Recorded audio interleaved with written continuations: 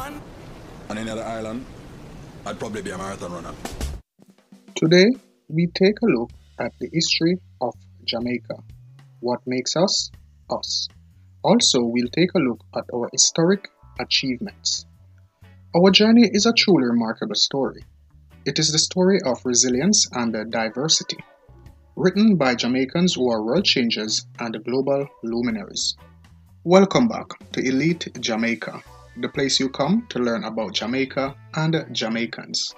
If it's your first time joining me here, consider subscribing to the channel by clicking that red subscribe button, and do remember to turn on notifications by clicking the bell icon so you never miss any of my updates. Christopher Columbus landed in Jamaica on May 4th, 1494. In his log, he described Jamaica as the fairest island that eyes have beheld. Mountains and the land seemed to touch the sky, all full of valleys and fields and plains. End quote.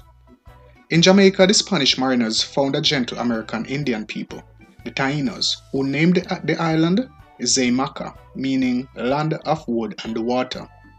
The words hurricane, tobacco, and barbecue were also derived from their language. Under the Spanish settlement, the entire Indian population, perhaps 100,000, died from a combination of forced labor and European infections like the common cold, to which they had no immunity.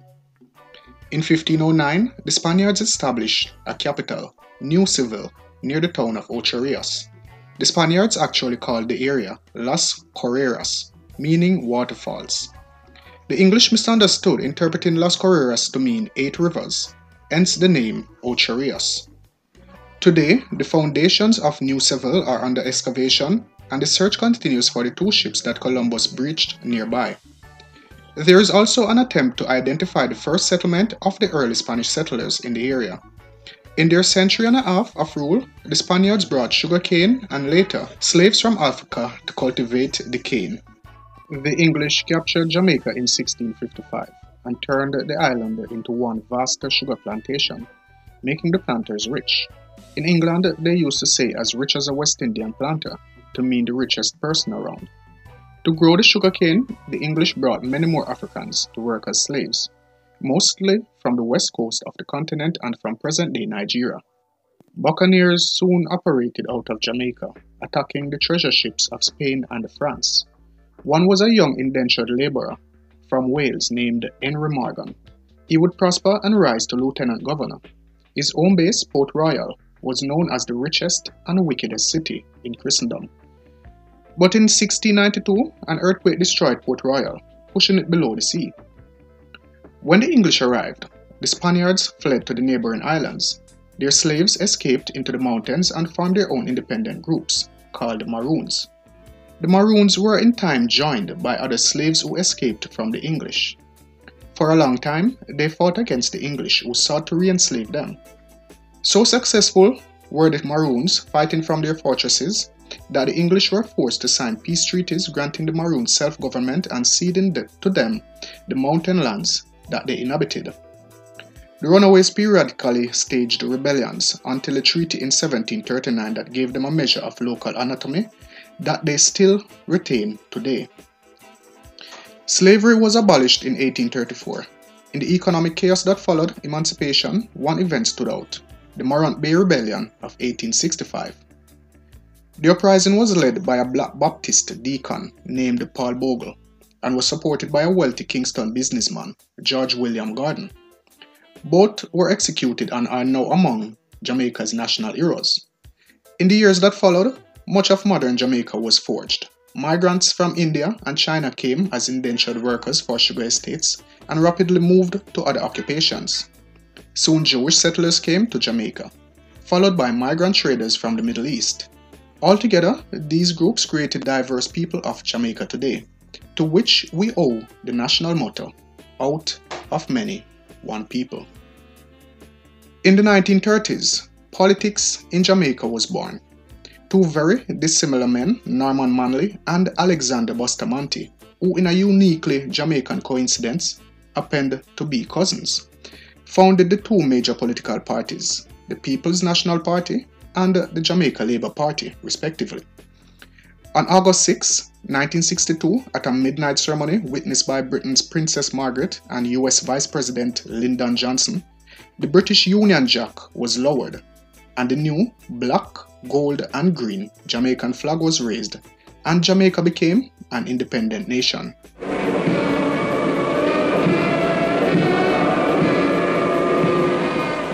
The lights go out. The Union Jack is lowered, and the new flag of Jamaica raised. Present!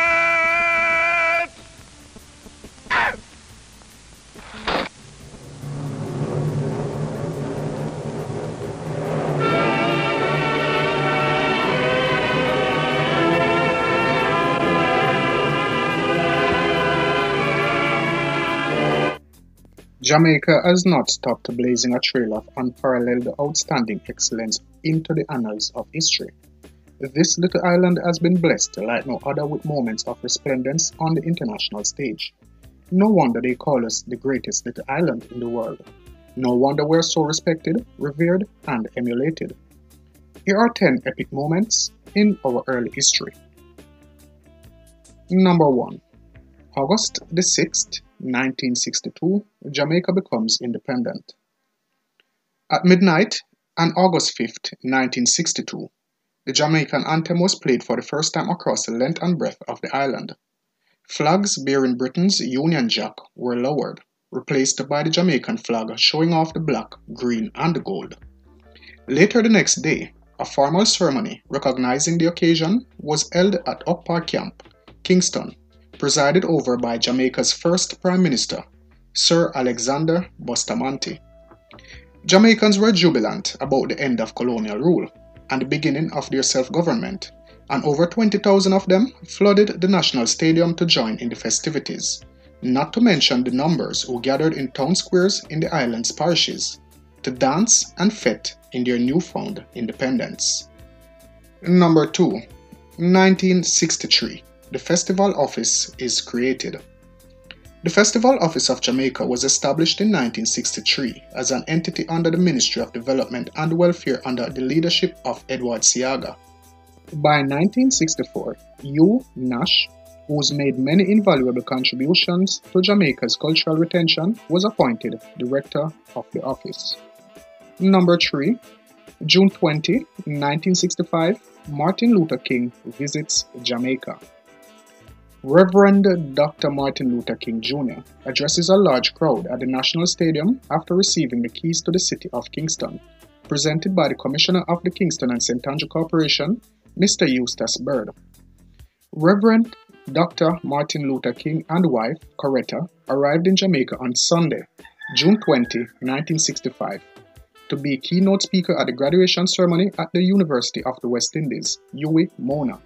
That Sunday evening at the UWI Mona campus, the 400 plus graduates donned their traditional caps and red gowns and filed into the assembly hall. Dr. King's speech was entitled, Facing the Challenge of a New Age. Number 4. 1965. The Order of the National Hero of Jamaica is created. 3 years after independence, Jamaica decided it was time to honor its own outstanding men and women who made invaluable contributions to nation building. Thus, the Order of the National Hero of Jamaica was created, the highest of 6 Jamaican honors and awards. The first heroes named were Sir Alexander Bustamante and Sir Norman Manley, the founders of the JLP and the PNP respectively, men who served as architects of independent Jamaica. Number 5. April 21st, 1966. Haile Selassie visits Jamaica. The day was declared a public holiday in honor of the emperor, and people had started arriving from places near and far to form the largest crowd to have ever assembled at the Norman Manley International Airport. They came to the airport any way they could, by car, by truck, by bus, by bicycle, by foot. Drum beats and chants were heard almost non-stop, providing an almost hypnotic rhythm. The smell of ganja wafted through the air, completing a welcome unprecedented in size and expectation for the emperor on his first state visit to Jamaica. Now, contrast to the most rousing, boisterous, tumultuous welcome ever given to any visiting or local celebrity, His Imperial Majesty Haile Selassie I, Emperor of Ethiopia, erupted into a frenzy of rejoicing as they broke through the lines of soldiers and police and surged out onto the tarmac, eager to engulf the Emperor with their affection.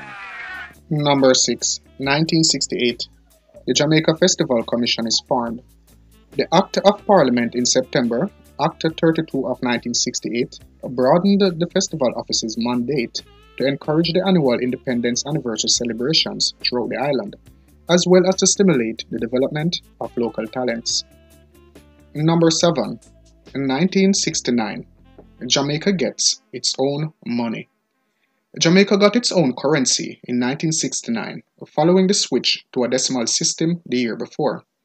The name of major units was to be dollar and the minor units cents. It was strongly felt that Jamaican currency, in addition to depicting aspects of the island's flora and fauna, should have as its most striking feature images that reflect the ideals of the newly independent country. The Ministry of Finance and the BOJ also decided to have the country's first two national heroes, the Right Honourable Sir Alexander Bustamante and the Right Honourable Norman Manley, widely regarded as the founding fathers of modern Jamaica, appear on the lower dollar denominations, that's the $1 and $5 respectively, as they were thought to be the ones that would be most widely used. Number 8. In September 1980, JCDC is created. In 1980, a bill was passed in Parliament, making the Festival Commission the Jamaica Cultural Development Commission, the name by which it's known today, and a name well suited to its work, which has become integrally entwined with cultural development. Today, the JCDC is also responsible for organizing aspects of the country's annual independence celebrations. Number 9. July 24, 1991. Nelson Mandela visits Jamaica. The date was Wednesday, July 24, 1991. Mandela and his wife, Winnie, received an overwhelming welcome from Jamaicans and were ushered into a full-day schedule of activities. The unveiling of a plaque naming Mandela Park in his honor in Halfway Tree, an address to the House of Representatives and Senate at Gardner House, a wreath-laying ceremony at National Heroes Park, and a luncheon with CARICOM heads of government at Vale Royal. Number 10. 1993. Lisa Hanna claims Miss World's crown. Jamaica's Lisa Hanna captivated the world with her beauty and intelligence when she was crowned Miss World at the 43rd edition of the annual pageant on November 27, 1993 in Sun City, South Africa. Miss Hanna's victory made her the third Jamaican to successfully gain the crown in the pageant, after Carol Crawford, 1963, and Cindy Breakspear in 1976. Lisa Hanna was also the first title holder of Miss World to receive the Queen of the Caribbean award. Number 11. Jamaica goes to the World Cup in 1998. It was pandemonium on local soil when Jamaica's Reggae Boys qualified for the World Cup finals in France in 1998.